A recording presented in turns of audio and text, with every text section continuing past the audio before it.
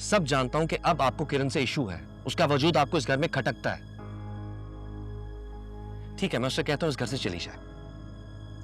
कैसी बातें कर रहे हो भाई? तुम्हारी बीवी है, ये मुनासिब लगेगा कि उसको कहो कि चली जाए? हाँ तो ठीक है, मैं भी उसके साथ ही चला जाता हूँ। मुझको रहता है जिंदगी से ये गिला है दिल। वो झूठ बोल रही है। आप क्या कहना चाहती हैं? किरण झूठी कसम खाएगी, वो भी अपनी औलाद की। भाई देखो, अगर वो कसम खा रही है तो वो झूठ नहीं बोल रही है।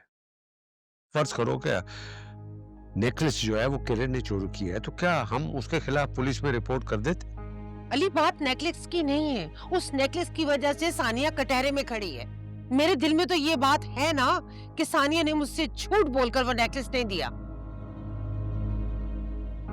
आपको अचानक सानिया से हमदर्दी क्यों हो गई है?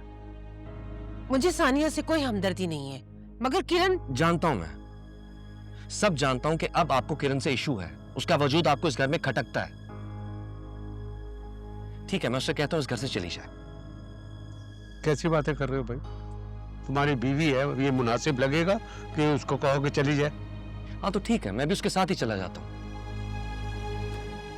क्योंकि मेरी बर्दाश्त अब खत्म हो गई है। हर रोज एक नया मसला, नया इशू। तो असल झगड़े की वजह तो किरण है ना। सरून, तुमने पहले सानिया को इतनी छूट दी हुई थी और अब तुमने किरण को इतना सर पे चढ़ा लिया है। याद रखना, सानिया से भी ज्यादा तुम्हें ये शर्मिंदा करेगी। आमना, तुम तो बस कर दो। मैं बस कर दूं? आप इसको क्यों नहीं समझा रहे? ये मेरे सब्र को क्यों आजमा रहा है? पता नहीं कहां से राह चलती हुई लड़की को उठा के ले आया है, चोरी गई की।